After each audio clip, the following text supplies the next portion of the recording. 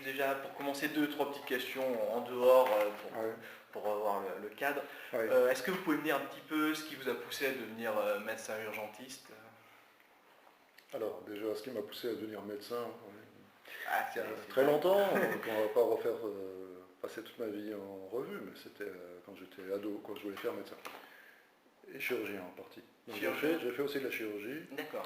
Voilà, j'ai fait de la chirurgie pendant une vingtaine d'années, et il y a 13 ans, je me suis réorienté vers la médecine d'urgence, d'une part parce que ça m'intéressait. Nous, les chirurgiens, on s'occupait aussi des cas chirurgicaux aux urgences.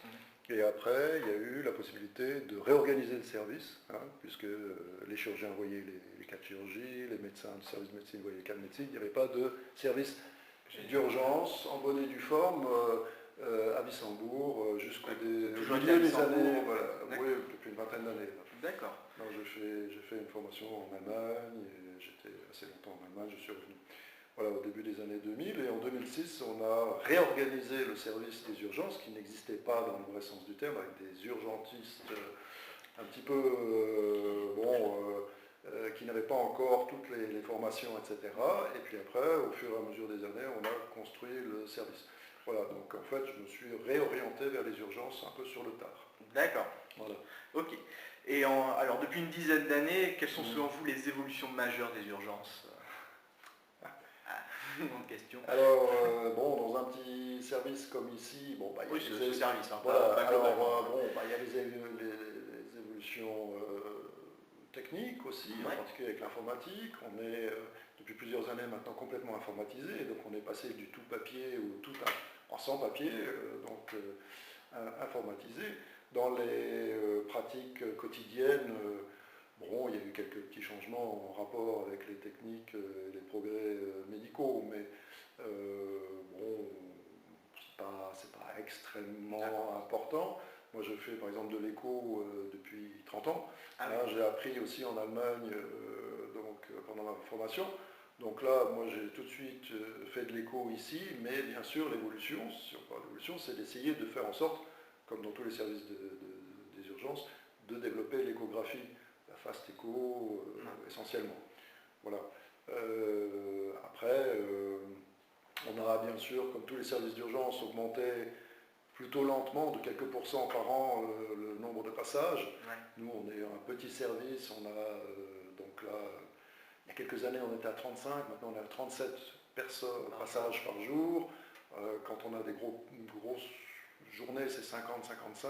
On a maintenant un peu plus de 14 000 passages par an. Bon, c'est une progression plutôt lente.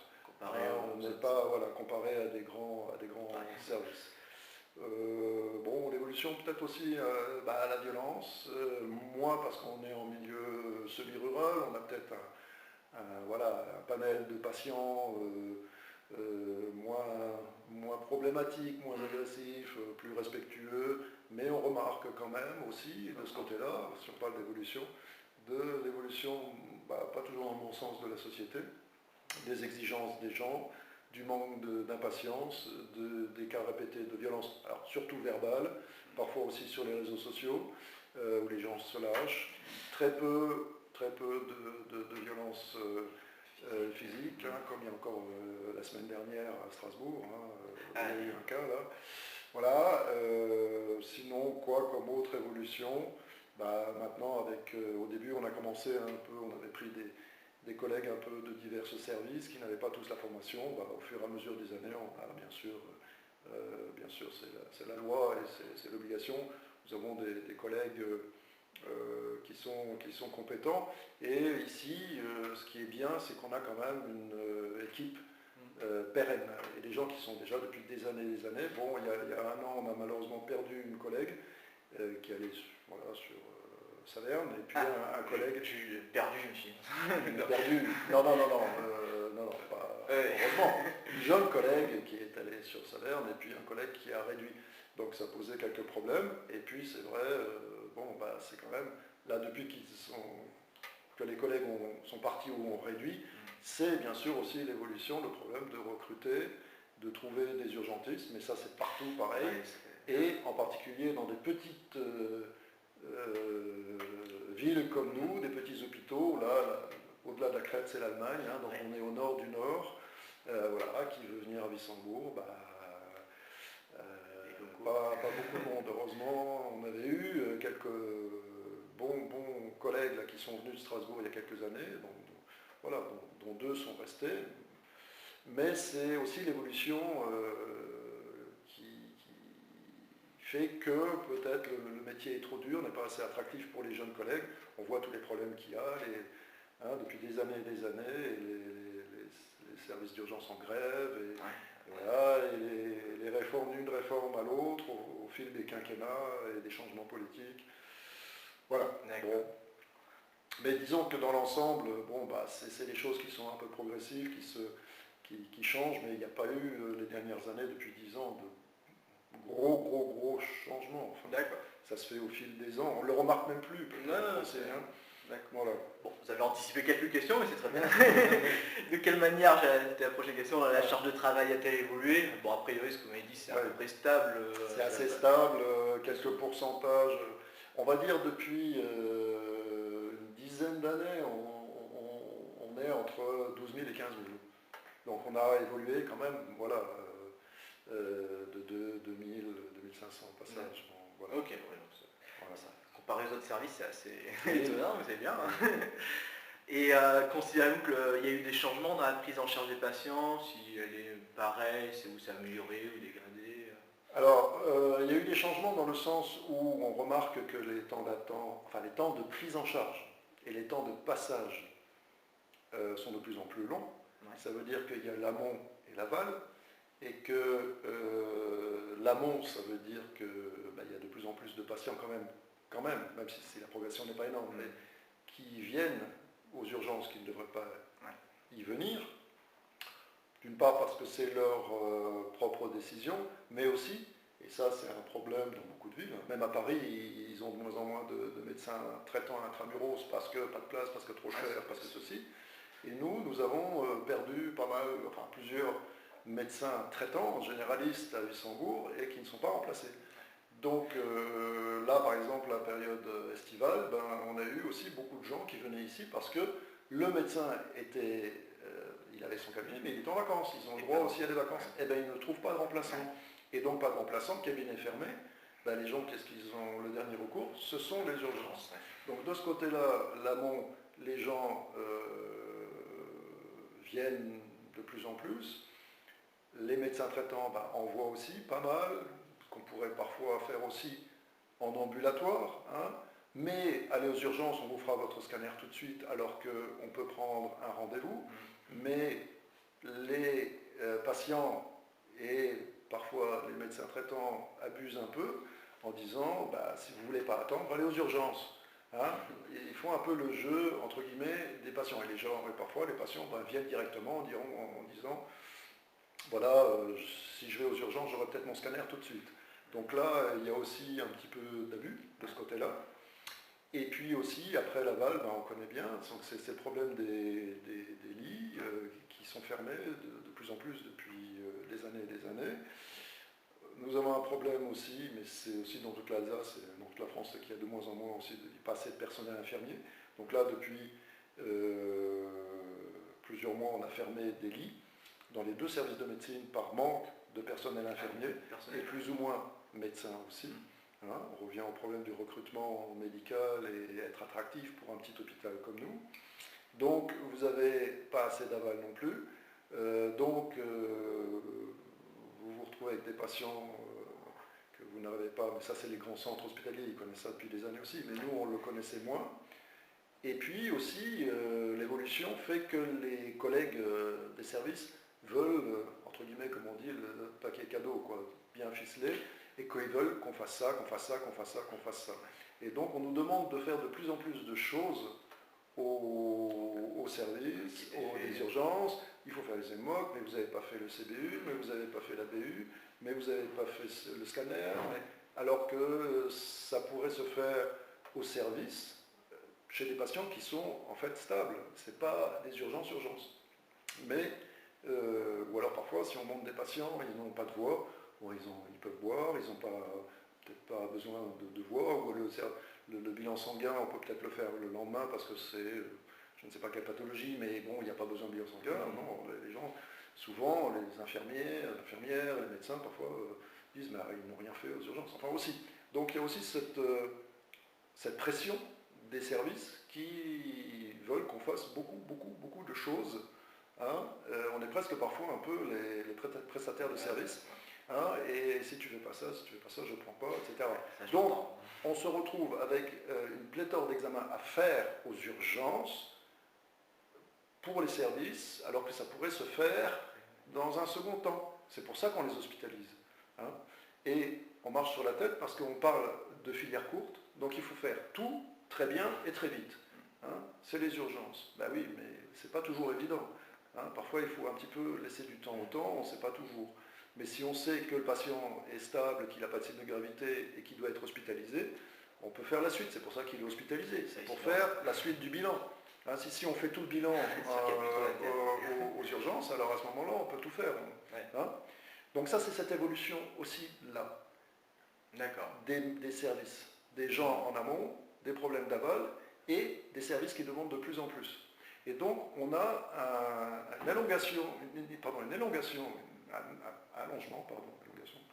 allongement de la durée de passage totale aux urgences qui fait que quand les services est plein, que les gens arrivent de tous les côtés et qu'on a les box de prix et la salle d'attente couchée assise prise, voilà. Et on est engorgé et on ne peut plus ventiler nos patients. Ouais.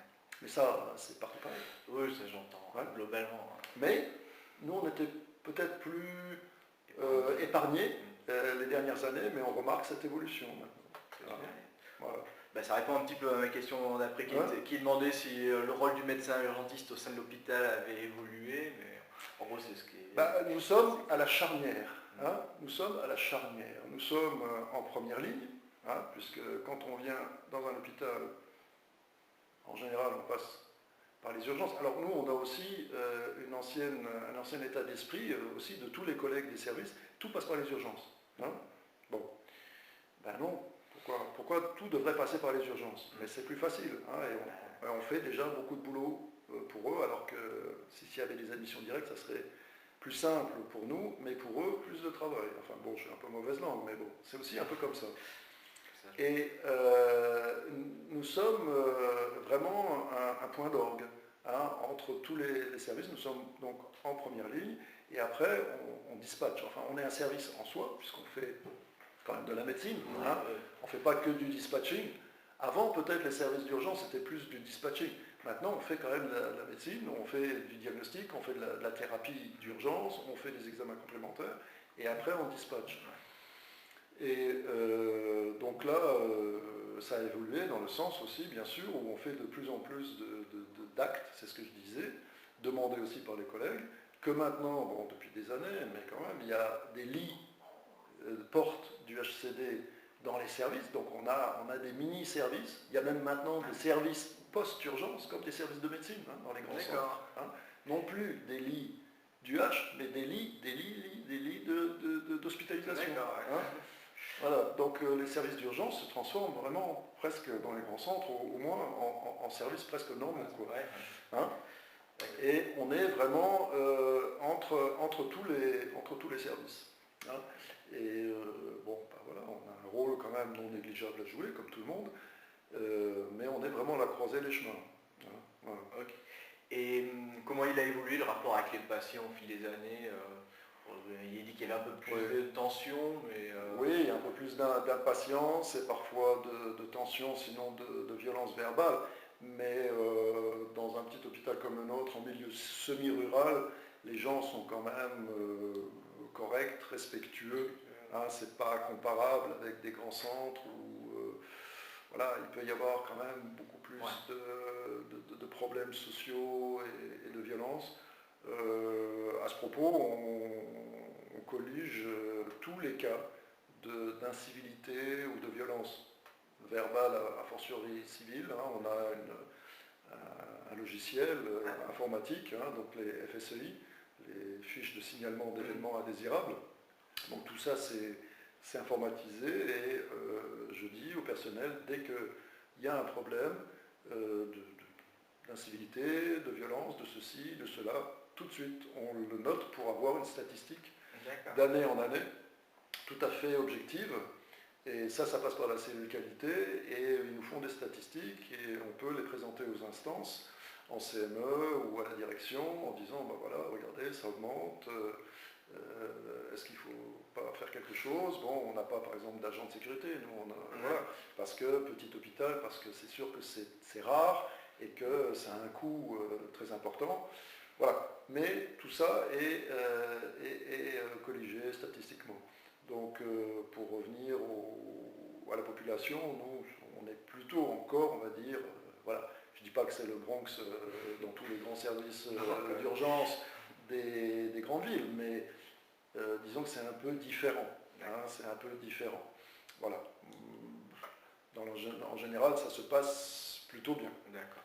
Et avec le reste du personnel, que ce soit les infirmiers, les aides-soignants ou les autres urgentistes, le relationnel, il a évolué, il est stable ou ça... Alors, moi je dirais que c'est stable. Quand on a voilà, une position de management ou de responsable de service, ben, il faut montrer le bon exemple. Hein. Moi je suis un peu vieille génération, donc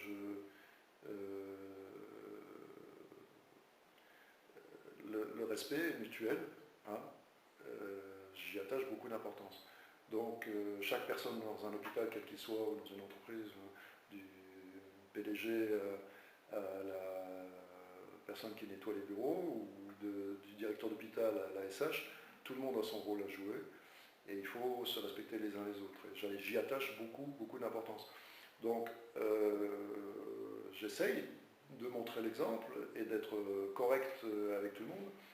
Et je dis toujours aux gens, vous pouvez tout me dire, si vous n'êtes pas d'accord avec moi, des collègues, des infirmières, il n'y a pas de souci, il faut me le dire normalement et argumenter, hein, et on discute.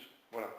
Donc j'essaye d'avoir une attitude positive, respectueuse, correcte vis-à-vis de tout le monde, et en particulier vis-à-vis des collègues et des plus jeunes, des infirmières, infirmiers, parce qu'on a un travail assez difficile et stressant, et que si on est tout le temps sur les nerfs, ben, on n'est pas bien dans sa tête et on ne peut pas bien communiquer. Et c'est là qu'il y a des fautes et des oublis et des problèmes de transmission qui arrivent, et ça peut être catastrophique après.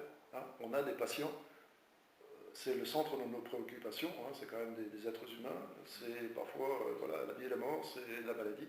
Et qu'il faut essayer d'être le mieux, malgré le stress, malgré le travail, aussi bien que possible dans sa tête, et d'être comme ça, bien avec les collègues, le service, le personnel, et avec les patients, surtout avec les patients. Voilà. Donc, je ne dis pas que je fais les choses bien, mais j'essaye de faire en sorte que les choses se passent le mieux possible, et qu'il y ait une entente et une atmosphère, alors sinon détendue, parce que ce n'est pas évident, hein, surtout quand on a beaucoup de travail, on ne travaille pas d'une manière détendue, mais la moins tendue et la moins stressée possible, et essayer de travailler voilà, dans le calme, si possible, et surtout de faire passer l'information. Parce que si on se fait la gueule, si on crie sur l'un, sur l'autre, ou en disant « t'as mal fait ça », ou voilà, les gens seront complètement déstabilisés. Si après, 5 minutes après, on leur dit « écoute, il faut faire le CG, que tu as fait ça », ils ne sont plus dans l'état d'esprit de réceptionner les choses. Donc, il faut essayer d'être... alors, on n'est pas là pour se faire des risettes, mais on est là pour se respecter et essayer de travailler au mieux pour le bien du patient. Donc, dans le cadre du travail, il faut des rapports humains les meilleurs possibles. Ce n'est pas toujours évident, ça demande de l'effort, mais si chacun donne un petit peu de soi et fait l'effort, ben, l'ensemble en profitera, quoi. Et dans l'ensemble, je pense que ça se passe ici plutôt bien. Et que l'atmosphère est, on va dire, apaisée, détendue, et que les gens, alors parfois il y a des coups de bourre, parfois c'est difficile, parfois il y a des infirmières qui sont un peu au bord des larmes, mais c'est parce que c'est dû au travail. Hein, c'est dû au travail, ou alors il y a eu une altercation avec un patient, etc. Mais dans l'ensemble, je veux croire bon, après, je ne suis pas là tout le temps, et avec tous les collègues, mais dans l'ensemble, l'ensemble des médecins, infirmières s'entendent bien, ou assez bien, ou quand même, voilà. Et l'atmosphère est plutôt satisfaisante. Okay. Et avec les différents services de l'hôpital, c'est pareil, hein. Si on se crée pas dessus et si on dit voilà, tu veux pas me prendre le patient, etc. Non, on essaye d'avoir toujours un ton apaisé, correct, confraternel, en essayant de trouver des solutions et pas voilà, en s'envoyant des noms d'oiseaux, en disant non. Alors après, si ça va pas, bah, parfois on appelle l'administrateur de garde ou des choses comme ça, mais moi j'essaye toujours d'employer, voilà, même si je ne suis pas d'accord avec les collègues, en disant non, moi je trouve ceci, cela, mais voilà, dans l'ensemble, ça se passe plutôt bien, c'est comme dans le service lui-même, avec les autres services. Ouais, Alistair. Ouais.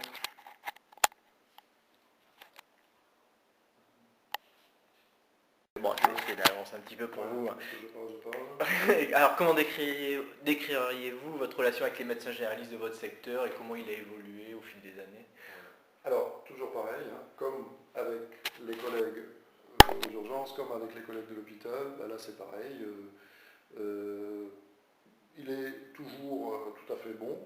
Ce que j'essaye de faire, c'est de contacter, pas systématiquement, mais assez fréquemment, surtout quand il y a des problèmes, des interrogations, des choses qui ne sont pas claires, de les contacter par téléphone pour voilà, en discuter avec eux, surtout quand je fais sortir les patients. Si je les hospitalise, ok. Mais si c'est les patients qui sortent et qui posent des problèmes et qui ont besoin d'un contrôle chez le médecin traitant, de toute façon ils ont une lettre avec, bien sûr, ils ont un document, mais quand il y a des choses particulières, donc j'essaye d'appeler les médecins traitants assez fréquemment, et ça les médecins traitants apprécient beaucoup, hein, qu'on les contacte. Donc il y a toujours ce contact vocal, où sinon, si on ne peut pas mettre un visage sur la voix, on connaît les voix.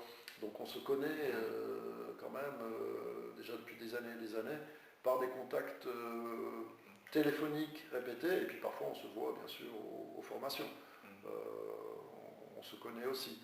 Donc là, de ce côté-là, les choses sont tout à fait satisfaisantes et se passent en général très très bien. Et l'information, en tout cas, passe bien. Et alors, parfois, ce que je regrette un peu, c'est qu'ils n'appellent pas toujours systématiquement quand ils nous envoient des patients. Ça serait bien, mais ça se fait quand même, je ne sais pas, je ne dirais pas une fois sur deux, mais ça se fait assez fréquemment. Donc voilà, c'est toujours mieux. Et après, bien sûr, on les rappelle ou bien sûr, ils ont un courrier.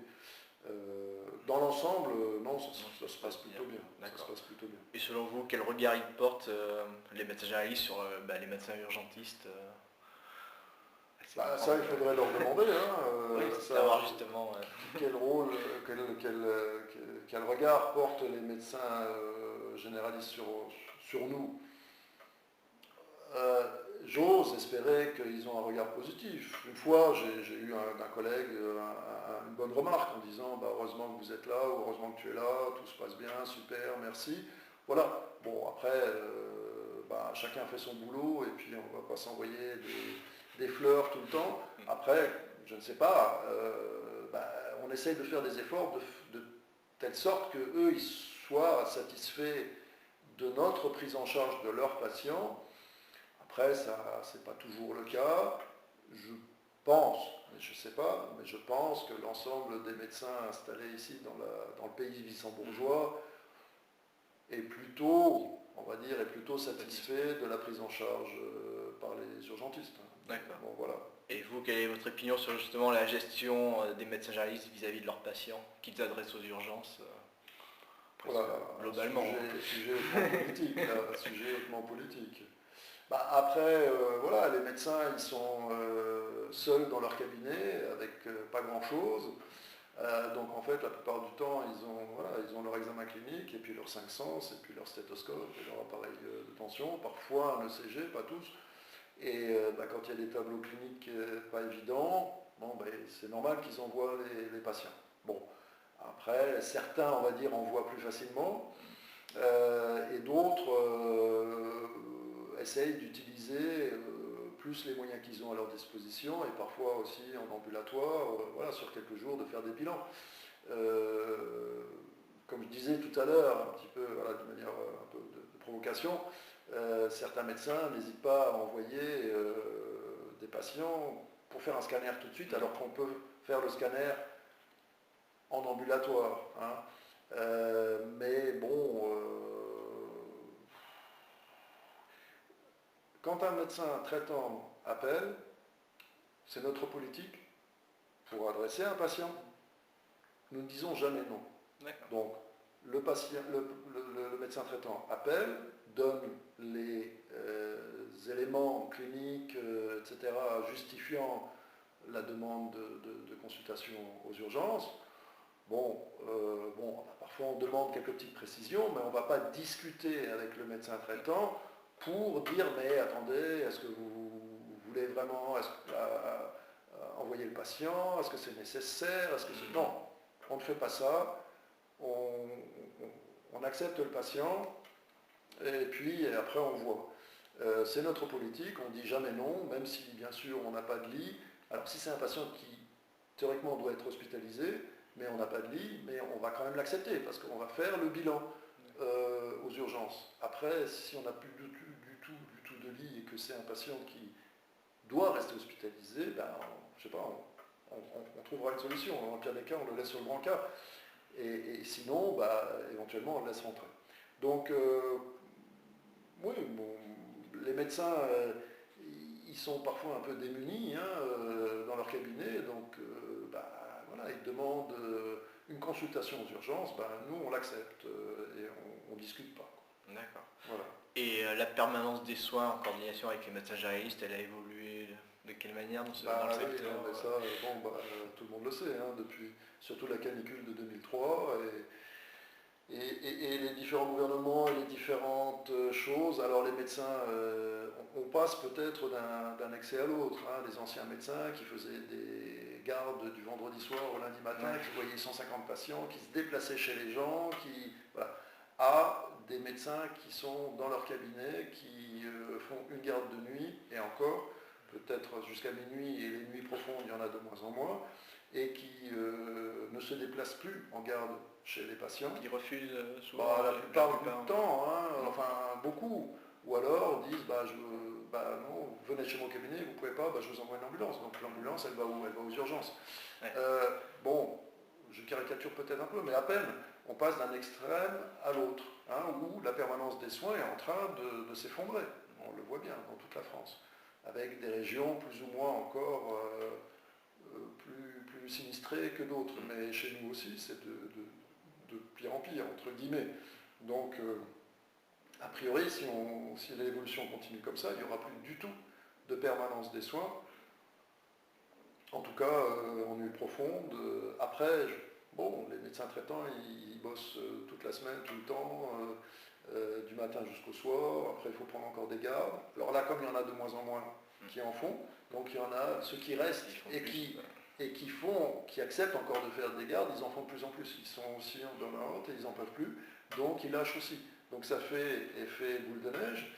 Et comme maintenant, il n'y a plus ni de volonté trop affichée des médecins de la communauté médicale de faire ça, de faire ce service de garde de la médecine libérale, ni de volonté d'imposer un service de garde par les gouvernements successifs, ça fait 15 ans, depuis 2003, là, on se retrouve dans une situation qui fait qu'on a bien vu aux urgences, ça impacte énormément les urgences, on reparle maintenant de l'amont, et c'est un problème politique. Voilà, donc là, moi, je ne peux que constater les choses. Après, les médecins traitants, libéraux, oui, c'est sûr, ils ne peuvent pas tout non plus, mais c'est un peu dommage que tout ce système se casse la figure. Et puis, il y en a de moins en moins, parce que ceux qui font les gardes n'en peuvent plus. Donc, voilà, comme on dit. Bon, okay. C'est dommage. Et comment vous imaginez justement le futur des urgences et de la profession? Vous pensez que ça va évoluer, pas ce que vous souhaitez, mais comme vous pensez que ça va évoluer? Il faudrait, alors on parle tout le temps, à chaque nouvelle période présidentielle, législative ou gouvernement, il y a des nouvelles réformes. Alors d'un côté, il y a peut-être trop de réformes, parce que tous les 5 ans, il y a des nouvelles réformes et on n'en peut plus. Il faut s'adapter à chaque fois, il faut changer, et on a commencé à s'habituer à la nouvelle réforme que la prochaine arrive, du prochain gouvernement. Mais d'un autre côté, il faut, alors donc là, il y a quand même la mission du professeur Carly, qui est en train, donc avec le collègue, je ne sais plus comment il s'appelle, qui est député de La République En Marche, oui, qui est médecin aussi. Oui, Donc je vois très bien. voilà. Oui. Donc là, ils sont en plein dedans. Donc pour essayer, alors c'est peut-être pas une réforme, c'est enfin une mission, etc. Mais je crains le pire si on n'arrive pas à trouver une solution pour essayer un petit peu d'équilibrer tout ça, d'améliorer, de calmer, voilà, d'optimiser. Alors bon, là, il y a quelques jours encore, Agnès Buzyn a dit il faut absolument augmenter les admissions directes, donc plus de passage par les urgences. En particulier les personnes âgées, oui, les pauvres personnes âgées qui restent des heures sur des brancards avant d'être montées dans les services. Pourquoi on ne les admet pas directement dans les services, entre le médecin traitant et le médecin du service de médecine, de gériatrie ou de je ne sais où. Voilà. Après, rendre la profession peut-être plus attractive aussi, parce que là, c'est aussi un gros problème. Si la situation se dégrade, les jeunes collègues vont dire non, je ne vais pas faire la médecine d'urgence. Il y avait un interne qui avait écrit dans son blog l'horreur qu'il avait vécue. Ici non, dans un grand centre. C'était absolument, mais c'était entre guillemets Bagdad, quoi. C'était la folie. Et je pense que quand des jeunes collègues voient ça, ils vont dire, moi je ne vais pas faire ça, je ne vais pas faire la... Donc il y a le problème de la formation. Bon, la formation, on est spécialité médicale reconnue depuis 2015, et malheureusement le jour des attentats de Paris. Bon, depuis cette époque, on est reconnu comme spécialité. Il y a toute une organisation qui a été mise en place pour former le mieux possible les urgentistes, mais après il faut rendre la profession attractive. Mais s'il y en a de moins en moins, donc il y a de plus en plus de travail, c'est comme les médecins généralistes, et puis les pauvres urgentistes, entre guillemets, qui restent, ils sont épuisés. Donc on dit come in, et puis après il y a le burn-out. Voilà. Et puis bon, c'est le problème aussi, c'est le nerf de la guerre. Voilà, si vous allez en clinique privée, voilà, c'est mieux payé, donc il y a ça aussi, mais les moyens derrière, les problèmes de déficit, etc. Donc l'avenir de la profession, bon, moi dans quelques années, je ne serai plus là, enfin je veux dire, je prendrai ma retraite, mais alors, je suis d'une nature un petit peu pessimiste générale. Enfin, je suis un pessimiste objectif, teinté d'optimisme, mais je ne sais pas si ça continue comme ça, vu depuis des années et des années les problèmes récurrents, et là on est vraiment une acmé, là on a l'impression vraiment que là ça va, depuis des années, on a l'impression que ça va exploser, et entre les crises hivernales et les crises estivales, il fait de plus en plus chaud maintenant. Voilà, je suis quand même assez pessimiste en ce qui concerne la profession d'urgentiste.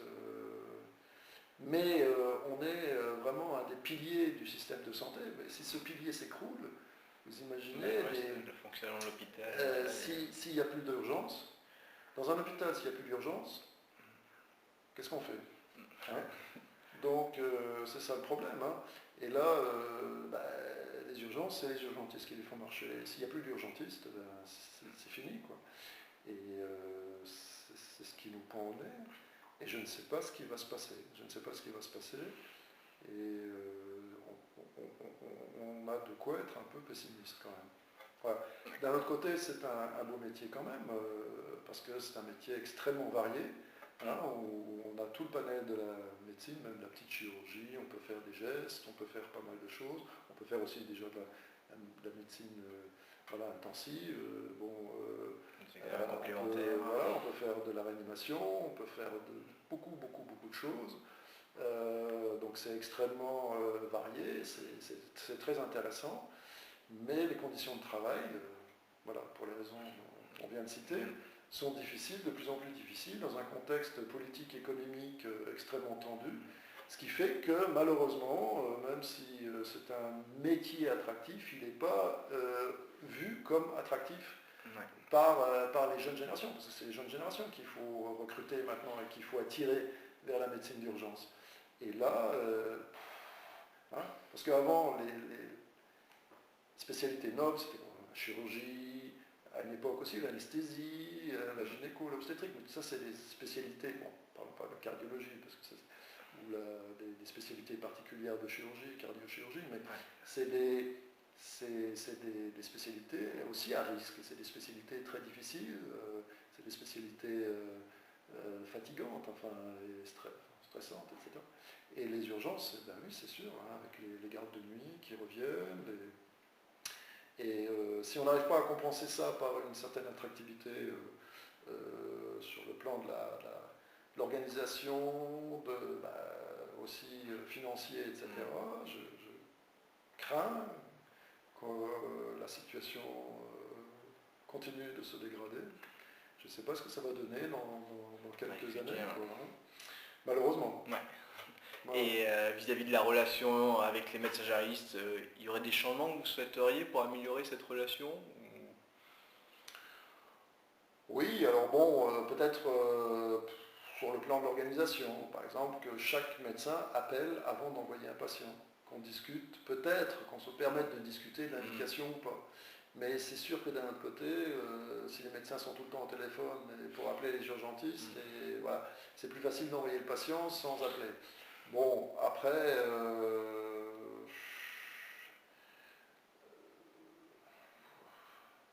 eux, ils font leur boulot, nous, on essaie de faire le nôtre. Oui, peut-être quand même plus de relationnel, plus de contact, utiliser plus les moyens qu'ils ont en ambulatoire, plutôt que d'envoyer directement les patients, je vais être provocant, pour tout et n'importe quoi, entre guillemets, pour essayer justement de désengorger les urgences, de réfléchir un peu plus avant d'envoyer les patients. Mais après, ils sont aussi dans leur travail avec leurs patients, et quand on a 40 patients dans sa salle d'attente, on ne peut pas toujours prendre le temps d'appeler un collègue, urgentiste, etc. Donc ils font aussi du travail très très très soutenu. C'est difficile de dire aux autres de faire ce que... je ne peux pas leur dire faites ça et ça. Mais alors on parle toujours du lien ville-hôpital. C'est vrai qu'on est quand même un peu cloisonné, un peu beaucoup cloisonné, donc il n'y a pas beaucoup d'interface, d'interaction qu'il faudrait essayer de décloisonner et essayer d'avoir plus de contacts et mieux se connaître pour pouvoir peut-être mieux travailler. Avoir le contact, avoir le contact plus facile physique, et essayer peut-être de faire en sorte qu'il y ait de meilleures indications, des indications bien réfléchies d'envoi des gens aux urgences, et peut-être moins d'une manière plus ou moins systématique. Bon. Ok. Et enfin, les deux dernières questions, c'est que pensez-vous que la formation des urgentistes devienne un DES, donc à part? Ça, bien sûr, c'est normal, et ça s'est fait il y a 4 ans, et c'est tout à fait louable, les efforts que la société SFMU a fait, dégagé depuis des années pour que ça soit le cas. C'est fait. Donc ça, c'est bien. Parce qu'on avait l'impression d'être un petit peu, on va dire, déconsidéré par les autres médecins dits spécialistes. On est spécialiste de tout et de rien en tant qu'urgentiste. Donc c'était un petit peu parfois un peu de la condescendance, pas pour dire du mépris, ça serait peut-être un peu trop exagéré, mais quand même, voilà, on se sentait, peut-être soi-même aussi en tant qu'urgentiste, un petit peu déconsidéré, et que enfin on ait notre spécialité à part entière et donc un DES, et n'est que juste évolution des choses. D'accord. Et que dans la formation, maintenant ils n'auront plus de stage en cabinet chez le praticien, est-ce que ça vous pose un problème ou pas Alors, les internes de DES d'urgence, voilà, qui seront... non plus, ça, Normalement, effectivement, ils ne passent plus en stage chez un praticien, vu qu'avant ils le faisaient, vu qu'ils faisaient d'abord le DES. Ouais. Donc c'est juste Alors, ce que vous... c'est pas mal aussi d'avoir cette vue quand même sur la médecine libérale. Alors même si c'est un semestre, hein, je pense que... Donc il n'y en aura plus du tout ou ils sont pas obligés? Normalement il n'y en aura plus du tout. Hein, ouais, d'accord. Je sais pas, on parlait de décloisonner justement le relationnel ville-hôpital. Donc si c'est des jeunes, donc futurs urgentistes qui vont être formés que dans les hôpitaux, c'est peut-être un peu dommage, ça serait peut-être pas mal qu'ils fassent au moins un semestre chez un praticien pour voir l'autre côté. Ouais. Dans les problèmes. Maintenant, avec les médecins de médecine générale, avec la nouvelle réforme, donc il y a beaucoup plus de stages chez le généraliste. Bon, ils vont être médecins de médecine générale, mais ils ont énormément chanté et amputé le nombre de stages dans les hôpitaux. Donc c'est pareil, c'est l'inverse. C'était l'autre question justement, c'était le DES médecine G. Voilà, donc les DES médecine générale, ils vont faire plus que leur formation chez les médecins généralistes, et les DES d'autres spécialités, en particulier l'urgentisme, vont faire leur spécialité qu'à l'hôpital. Donc, ils n'auront vu que l'un ou que l'autre. Et après, quand ils seront dans leur profession, les généralistes n'auront aucune idée de ce qui se passe à l'hôpital, et inversement. Et ça, c'est un petit peu dommage.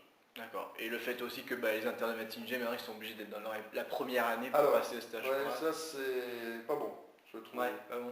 Enfin, pas bon. Ça veut dire quoi, pas bon?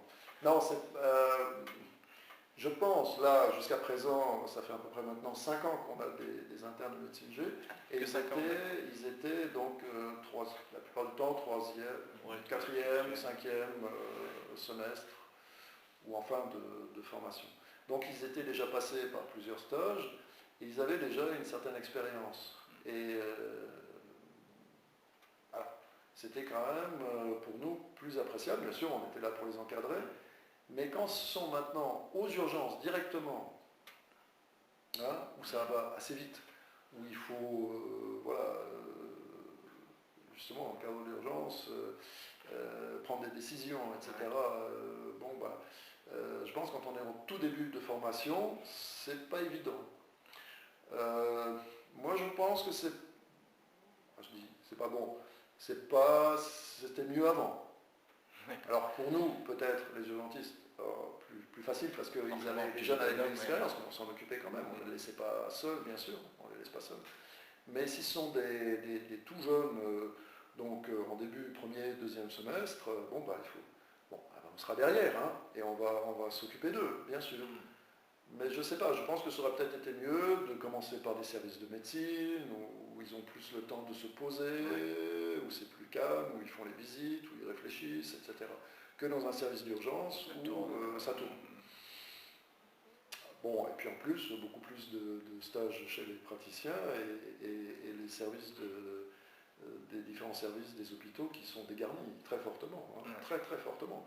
Là, chez nos collègues du service de médecine, là, ils n'ont plus, depuis quelques années, ils n'ont plus de... plus du tout. Plus du tout. Et ils avaient pendant, ça fait quoi, 20 ans, 40, non même, l'hôpital est là depuis le milieu des années 75, ça fait 30 ans au moins qu'ils avaient les internes. Plus d'internes du tout. À Agno aussi, ils disaient, même en neurologie, même en néphrologie, en médecine bien sûr, etc. Ce qui est particulier, c'est que par contre, aux urgences, ils avaient beaucoup d'internes. Je crois jusqu'à une douzaine d'internes. À Agno, une dizaine au moins. C'est énorme. Alors que nous, on n'en a qu'un seul. On en a eu 2 le semestre précédent, mais sinon on n'en a qu'un seul pour 14 000 passages. Eux, pour 35 000, ils en ont 10. Voilà, bon, voilà, Donc l'évolution, enfin, et cette réforme des internes, je ne sais pas, bon, c'est mieux peut-être pour les médecins généralistes et pour les internes qui le font d'être plus, bien sûr, en cabinet, puisque c'est leur devenir, c'est leur profession future, d'être médecin généraliste. La plupart d'entre eux, ce sera en cabinet. Mais voilà, les autres aspects, au niveau hospitalier, nous, on a été, entre guillemets, un peu dépecés. Mais c'est vrai. Ok, ben merci beaucoup.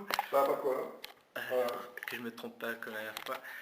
Bon, désolé, ça a duré plus longtemps que, que d'habitude. Même c'est moi qui ai parlé.